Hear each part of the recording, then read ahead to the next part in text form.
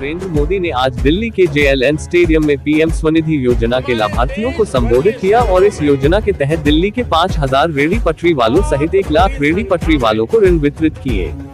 उन्होंने 5 लाभार्थियों को पीएम स्वनिधि ऋण के चेक सौंपे। प्रधानमंत्री ने दिल्ली मेट्रो के चरण 4 के 2 अतिरिक्त गलियारों कॉरिडोर की आधारशिला भी रखी। सभा को संबोधित करते हुए प्रधानमंत्री ने वीडियो कॉन्फ्रेंसिंग के माध्यम से 100 शहरों से इस आयोजन से जुड़े लाखों रेहड़ी पटरी वालों के प्रति आभार प्रकट किया। महामारी के दौरान रेहड़ी पटरी वालों की ताकत को याद करते हुए प्रधानमंत्री ने रोजमर्रा की जिंदगी में उनके महत्व को रेखांकित किया। महामारी के दौरान रेहड़ी पटरी वालों द्वारा दिखाई गई क्षमताओं को याद करते हुए प्रधानमंत्री ने रोजमर्रा के जीवन में उनके महत्व पर प्रकाश डाला। प्रधानमंत्री ने कहा कि यह पैसा पूरे देश में 1 लाख रेहड़ी पटरी वालों के खाते में सीधे हस्तांतरित किया गया है। साथ ही उन्होंने दिल्ली मेट्रो के 2 अतिरिक्त कॉरिडोर लाजपत नगर साकेत जी ब्लॉक और इंद्रलोक इंद्रप्रस्थ का भी आज शुभारंभ किया। पीएम मोदी ने आगे क्या कहा, सुनिए। साथियों, हमारे देश भर के शहरों में बहुत बड़ी संख्या में रेहड़ी, फुटपाथ पर, ठेले पर लाखों साथी काम करते हैं। ये वो साथी हैं जो आज यहां मौजूद हैं, जो स्वाभिमान से मेहनत करके अपने परिवार का पालन पोषण करते हैं। इनके ठेले, इनकी दुकान भले छोटी हो, लेकिन इनके सपने छोटे नहीं होते हैं, इनके सपने भी बड़े होते हैं।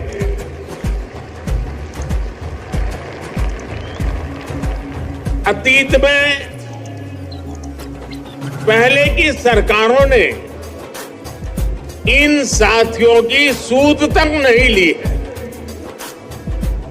इनको अपमान सहना पड़ता था, ठोकरें खाने के लिए मजबूर होना पड़ता था, फुटपाथ पर सामान बेचते हुए पैसे की जरूरत पड़ जाती थी तो मजबूरी में महंगे ब्याज पर पैसा लेना पड़ता था और लौटाने में अगर कुछ दिन भी देरी हो गई, अरे कुछ घंटे देरी हो गई, तो अपमान के साथ साथ ब्याज भी ज्यादा भरना पड़ता था और बैंकों में खाते तक नहीं थे, बैंकों में प्रवेश ही नहीं हो पाता था, तो लोन मिलने का तो सवाल ही नहीं उठता है। खाता खुलवाने तक के लिए भी अगर कोई पहुंच भी गया तो भांति भांति की गारंटी उसको देनी पड़ती थी और ऐसे में बैंक से लोन मिलना भी असंभव ही था। जिनके पास बैंक खाता था, उनके पास व्यापार का कोई रिकॉर्ड नहीं होता था। इतनी सारी समस्याओं के बीच कोई भी व्यक्ति कितने ही बड़े सपने हो, लेकिन आगे बढ़ने के लिए कैसे सोच सकता है? आप साथी मुझे बताइए, मैं जो वर्णन कर रहा हूं, क्या ऐसी समस्याएं आपको थी कि नहीं थी? सबको थी। पहले की सरकार ने आपकी यह समस्याएं न सुनी, न समझी, न समस्या का समाधान करने के लिए कभी कोई कदम उठाया। आपका ये सेवक गरीबी से निकलकर यहां पहुंचा है। मैं गरीबी को जी करके आया हूं और इसलिए जिसको किसी ने नहीं पूछा उन्हें मोदी ने पूछा भी है और मोदी ने पूजा भी है।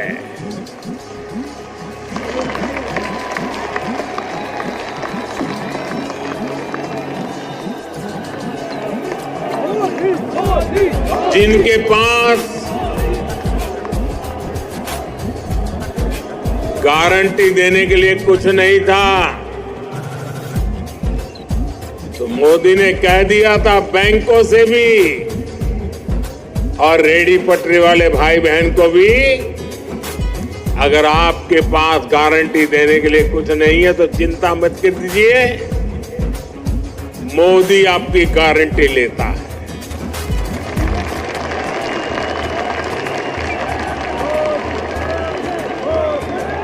और मैंने आपकी गारंटी ली और मैं आज बड़े गर्व के साथ कहता हूं कि मैंने बड़े बड़े लोगों की बेईमानी को भी देखा है और छोटे छोटे लोगों की ईमानदारी को भी देखा है।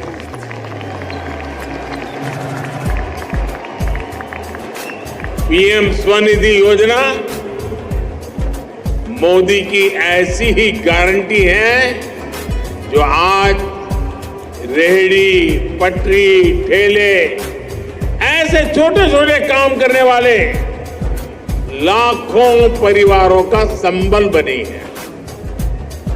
मोदी ने तय किया कि इनको बैंकों से सस्ता ऋण मिले और मोदी की गारंटी पर लोन मिले।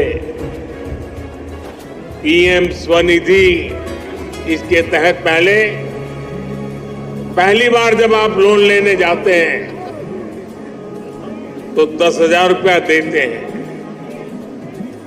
अगर आप उसको समय पर चुकाते हैं तो बैंक खुद आपको 20,000 की ऑफर करता है और ये पैसा भी समय पर चुकाने पर और डिजिटल लेन देन करने पर 50,000 रुपये तक की मदद बैंकों से सुनिश्चित हो जाती है।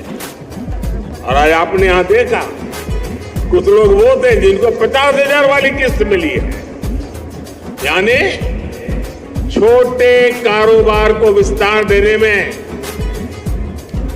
पीएम स्वनिधि योजना से बहुत बड़ी मदद मिली।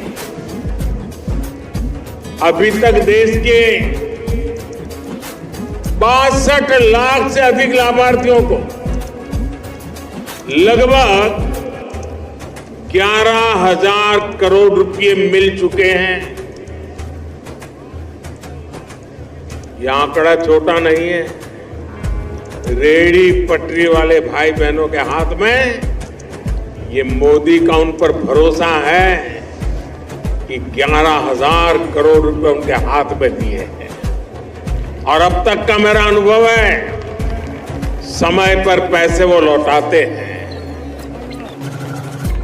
और मुझे खुशी है कि पीएम स्वनिधि के लाभार्थियों में आधे से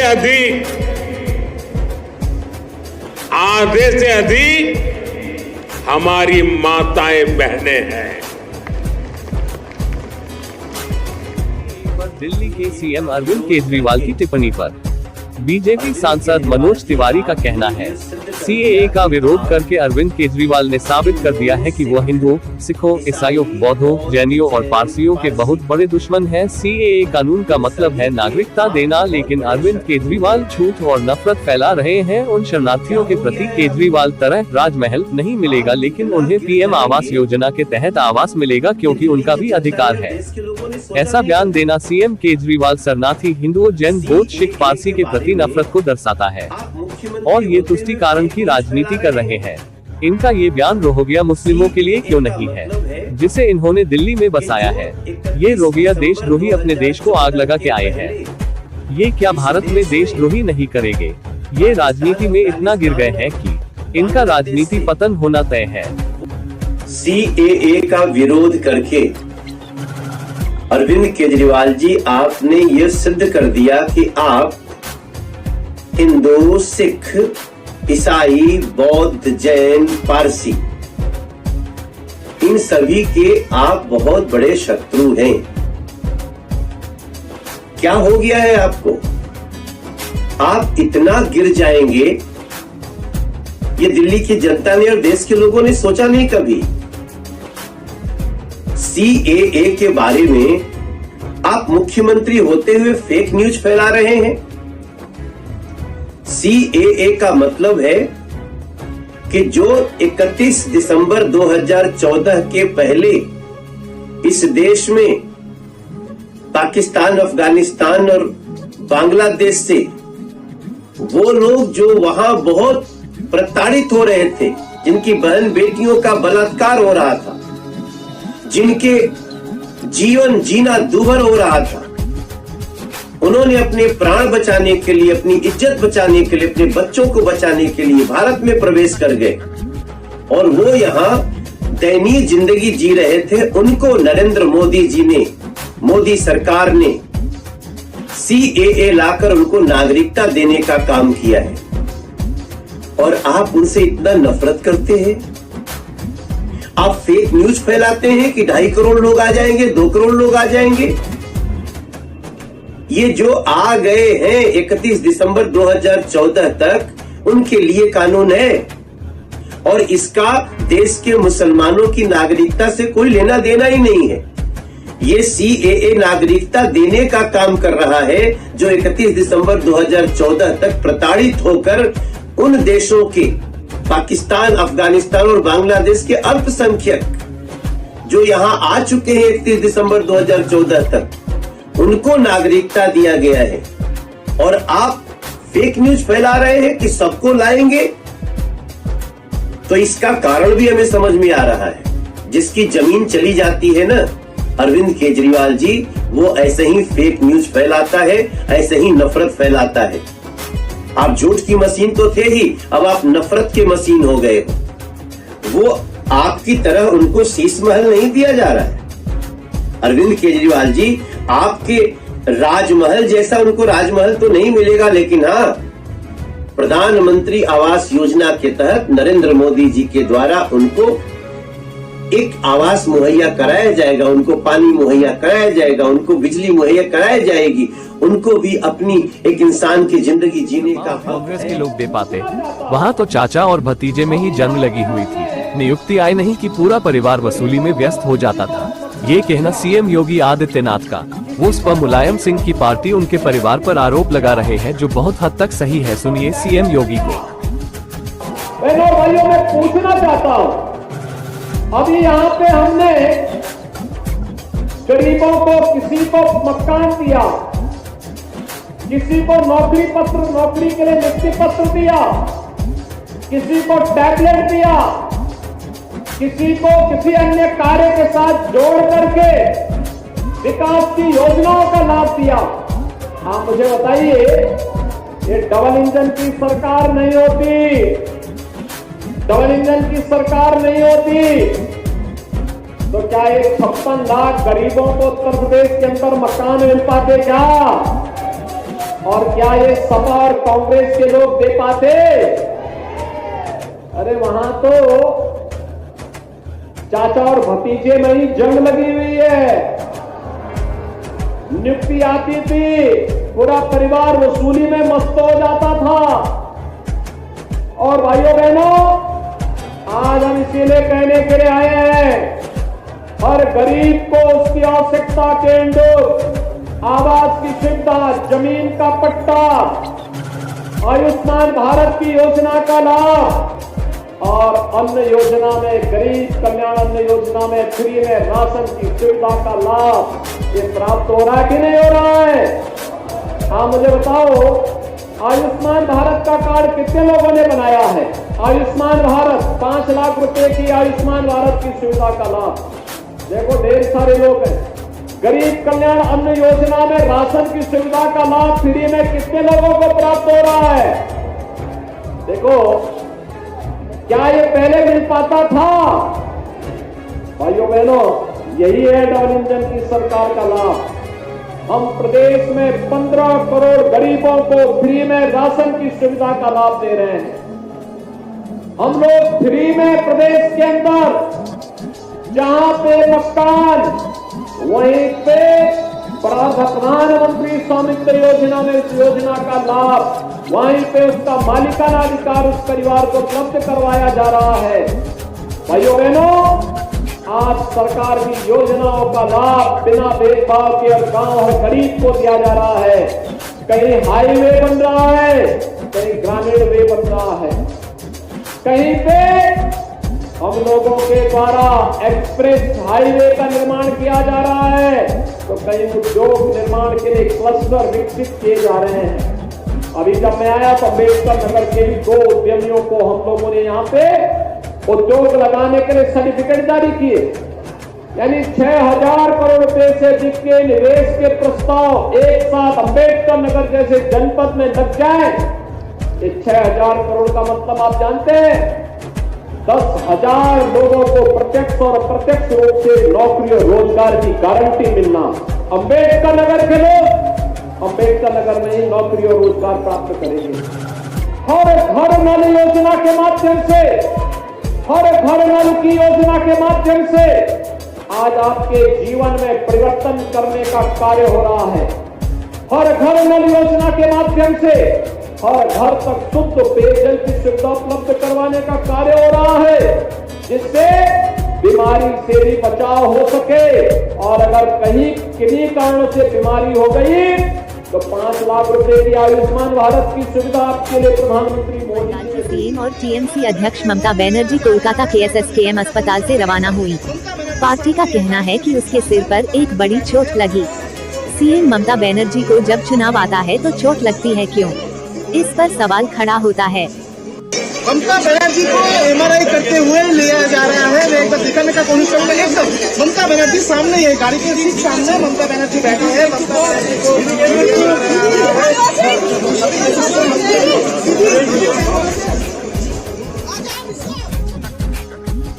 लाइक कीजिए, सब्सक्राइब।